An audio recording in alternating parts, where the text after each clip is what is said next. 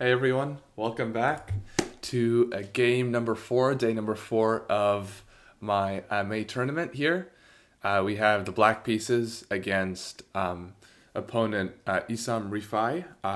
And again, I don't have the rating up here, but I believe he was rated around 1,100. Just very similar rating to myself here. And so this is a pretty equal match going into the game, and I was excited for a good game. Though I was coming off 2 wins here against fairly newbie opponents, so I was looking for a good fight here. So we have the black pieces, and remember my score here is 2 out of 3. So we get d4, and I play knight f6. Remember I was playing the Grunfeld here. We get, however, knight f3 here, which isn't exactly the Grunfeld. I nevertheless play g6. We get c4, and I try to transpose into Grunfeld here with a move like d5, because after, knight c3, bishop here, takes here, this would go into a mainline Grunfeld here, and this is ideally what I would want in this game. However, instead of that, after d5, we get the move e3, which is I've faced a lot of this online too when I play the Grunfeld. It's quite an annoying move because now, the top line is to play something like, a c6 or maybe c5 in the future, which, is what I did. I put the bishop on g7, and after knight c3, I castle, and then I play c5. Great. My opponent has been playing pretty normal moves here, and here he takes on d5 here. Fairly normal, nothing too suspicious so far. I take back, he trades in the center, and now he plays this move e4. And here is the first kind of major moment of the game, because I have about 3 good options here. I can play queen back to d6, I can play queen to d7, I can play queen to d8. All of them are okay in some regard, queen d6 being the best because it continues to defend the pawn and stays on a semi-active square, prevents the bishop from developing to f4 naturally, a couple things like that. But here, after a bit of a think, I decide instead to play the move queen to h5, which does keep an eye on the pawn here. But after the move d5, the computer claims a slight advantage for white.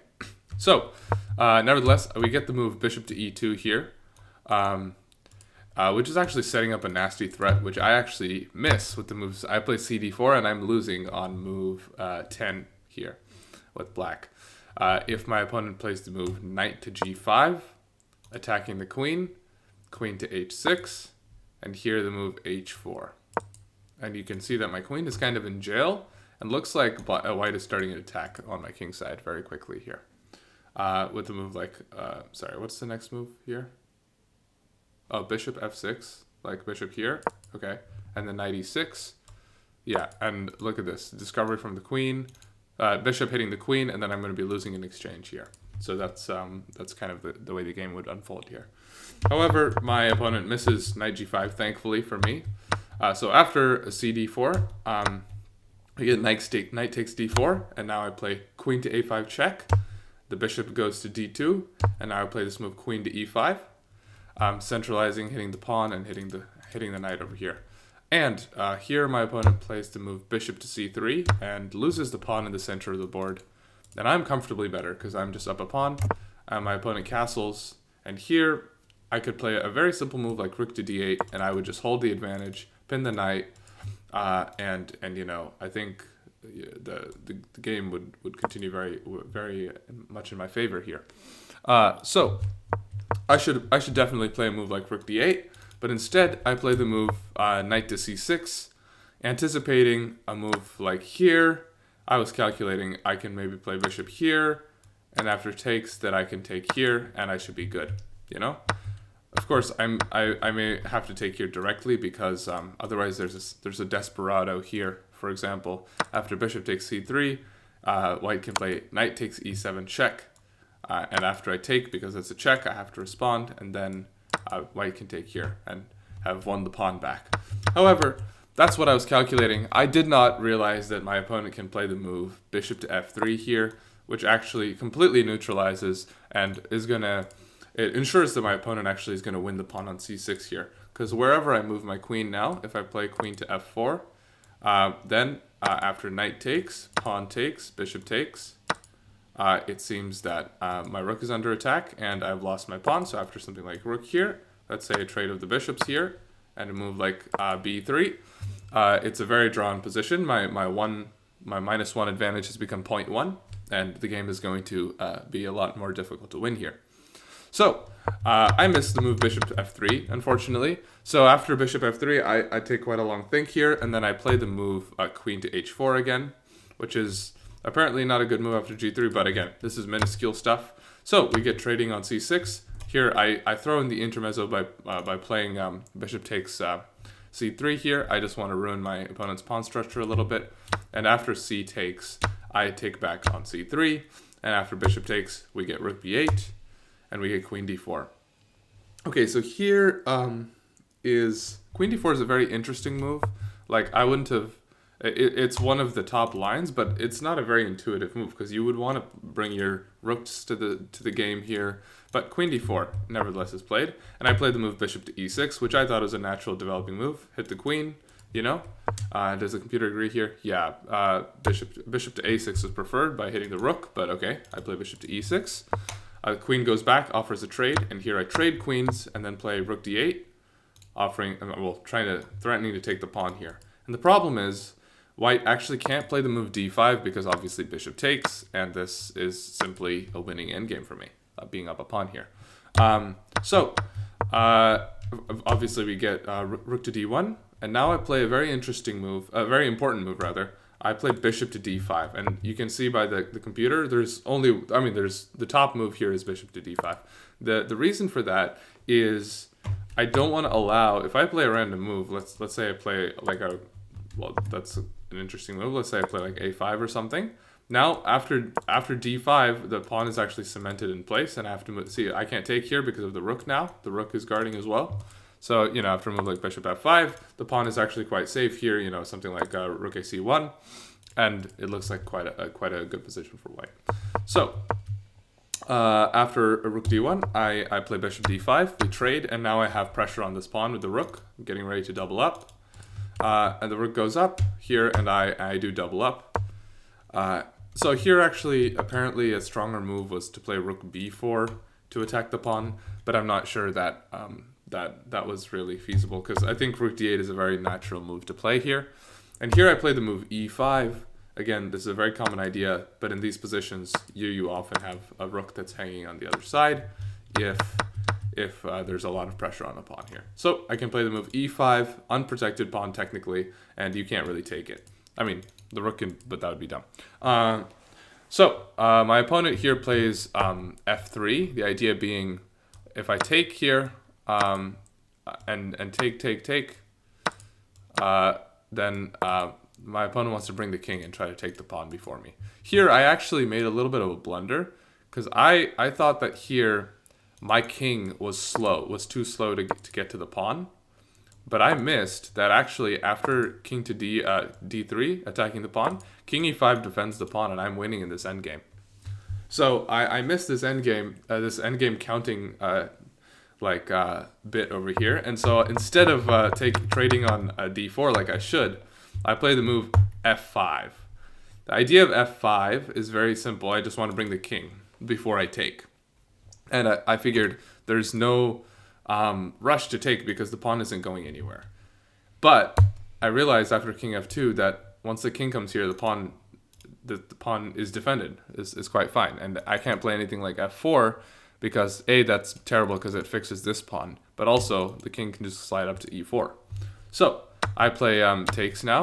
I take.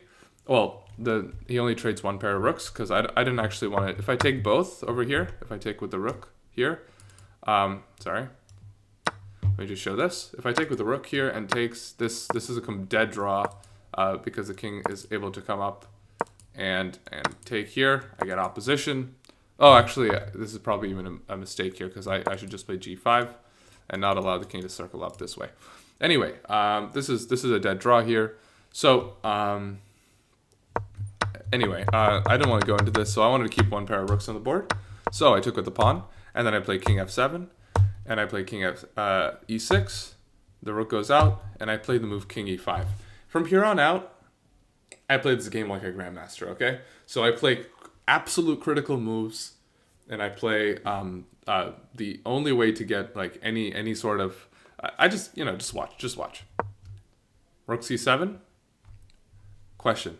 Which of these two pawns do you want to defend? So if you look at this pawn, it's the only thing preventing white from having an outside pass pawn, right? So generally you want to keep this on the board because you don't want white to like get a pass pawn and make counterplay. And on the other hand, this pawn is the base of the pawn chain, but you might think maybe I can fix these 3 pawns with these 2 if I get a good structure. Maybe I can play something like this, fix the structure in some way. No, I play h5 and lose the pawn on a7. And then I play king f4, rook a4, and I play h4 and give up the pawn on d4 as well. So I've gone from being up a pawn to now being down a pawn in a king and pawn endgame, and it's still a draw.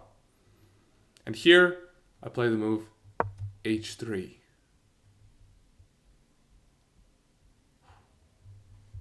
Giving up another pawn.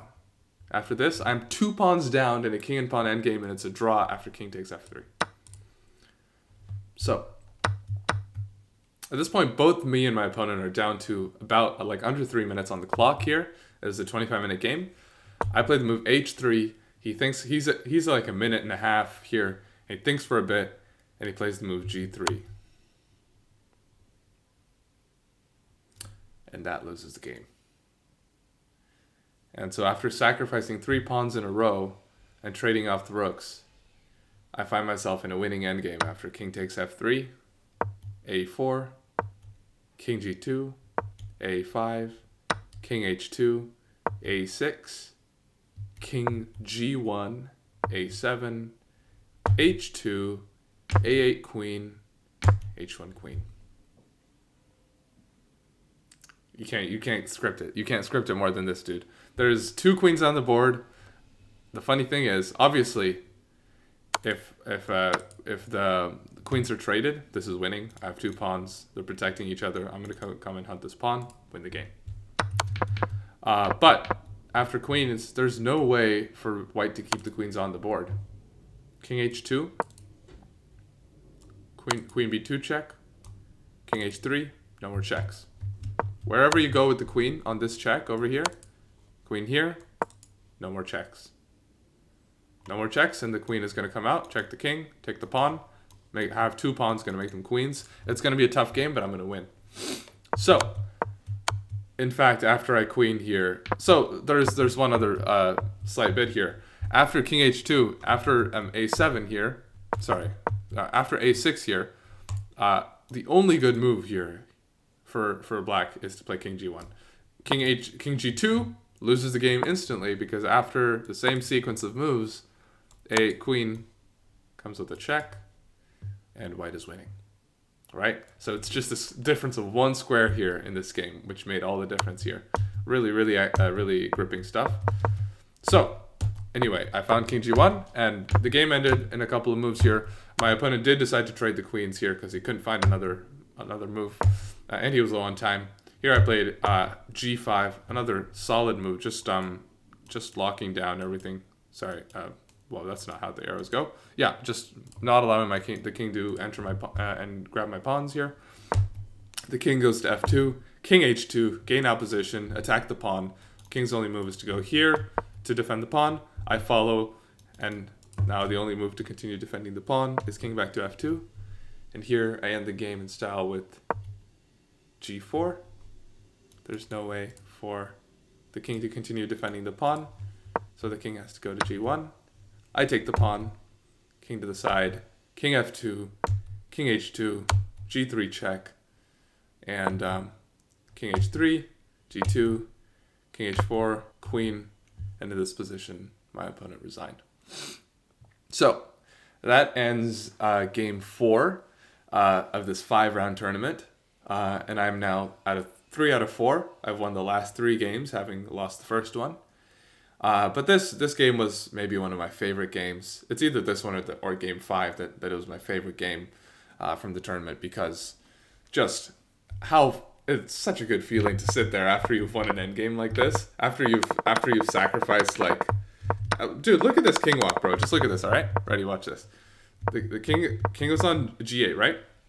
King f7, king e6, king e5, and now h5, and now king f4, and now h4, and now trades, and h3, and then king f3, king g2, king h2. This is why they say an active king is the best thing you can have in an endgame, because after king g1, I reach the opposite side of the board, and I'm winning. So that's one of the coolest things that's happened to me in an over the board game.